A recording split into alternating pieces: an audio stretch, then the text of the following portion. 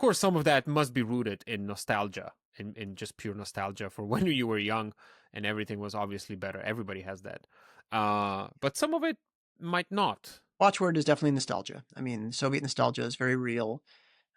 There is a sense, and it's not specific necessarily to the Eastern Bloc, because people are nostalgic in the West. Nostalgia, and often a reactionary nostalgia, is very widespread today, because I think that the internet in particular has an effect of atomizing all of us. We don't have any shared media. We don't have any shared culture anymore. And at a minimum, we can look back at the 60s and see some common cause and common mission and common place that was felt very widely. Now, I think that effect is more dramatic in the Eastern Bloc generally, including in Yugoslavia, because at a minimum, you knew where you stood. There was a sense of stability. The planned economy did provide a very significant degree of equality, even if it's kind of an equality in relative poverty. There was no sense of gross unfairness vis-a-vis your neighbors. There was also a guarantee of leisure time. These people I was talking about in their kitchen circles, they could be certain of, enough money to spread the table for their friends and have them over and talk through the night, and their employment was guaranteed. And so it's very easy to look back at the 70s in Russia and the Soviet Union and say, there was a country that knew where it stood in the world. It was a country that was proud of its history, that had a distinct identity, where everyone was part of a collective to some extent, and not in sort of the utopian communist sense, but there was a collective feeling. And that is hard to sustain in capitalism, especially as it becomes our current tech-driven, internet-addled, very fractious capitalism. And so I think that nostalgia is not a mystery at all. And a lot of the people I talk to and a lot of these groups I look at have some element of looking backwards. I think it's a very attractive thing. I don't know a lot of people these days who look to the future with hope. It's easier to look backwards. I mean, there are also some, and this is the discussion I keep having with my parents, who were kind of happy that Slovenia became independent, as much of the population was at the time.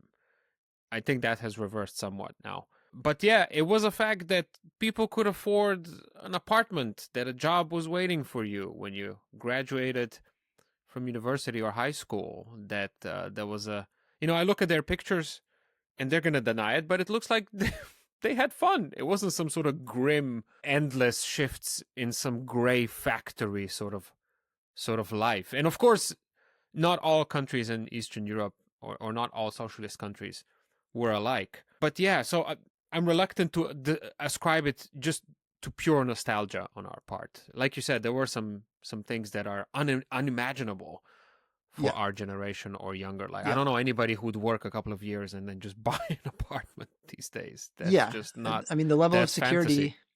And that was sort of the guarantee. I mean, by the end, when communism was already off the table, nobody believes in the utopian element.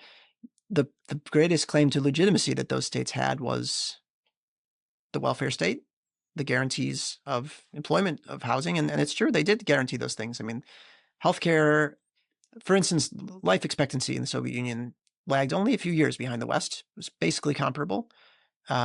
Inequality, much lower, and lower sort of globally compared to states with similar economies.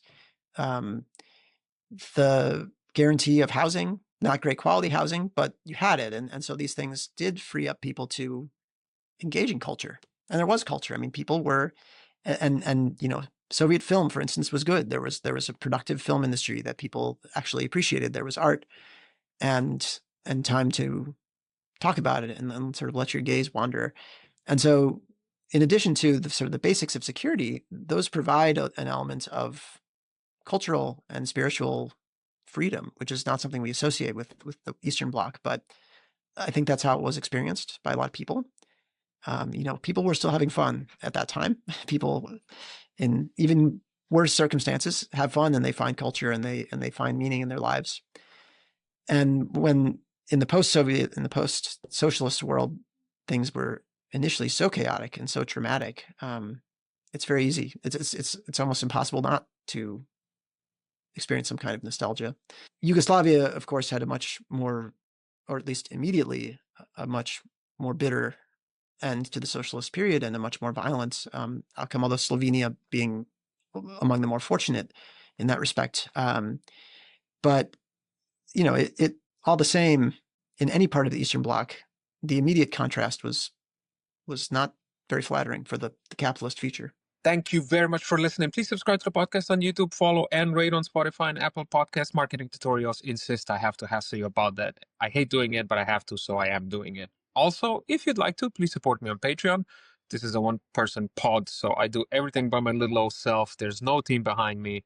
It's just nobody else. It's very sad and lonely, I know, but you can help by hopping on Patreon and finding the Smart Cookies podcast on there. And then last but certainly not least, I have to thank my existing patrons, Tovarishin Tovarishice. Without you, there would be no Smart Cookies podcast, which makes you actual producers of this show. So eternal thanks goes to the following legends: Bewildered Beauty, Davorin Paulica, Dale and Mia, Chert Kosar, Sasha Sodia, Richard, Amy Ons, Mattia Renchel, Florian Hawa, Peter Karba, Matija Zupancic, Dejan Žolnir, Darej, Rok Tržan, Sasha Vipotnik, Neven Cvijanović, Juš Premrov, Sirkezi, Goran Ivašić, Anže Sever, Ole, Marie Ferrara, Aljaš Mahar, Štrole, Aida Mancian, Miha Medved, Medinho, Goran, Gordan, Lorenzo, Jurečuk, Mila, Carmen, Veronica, and Taichi.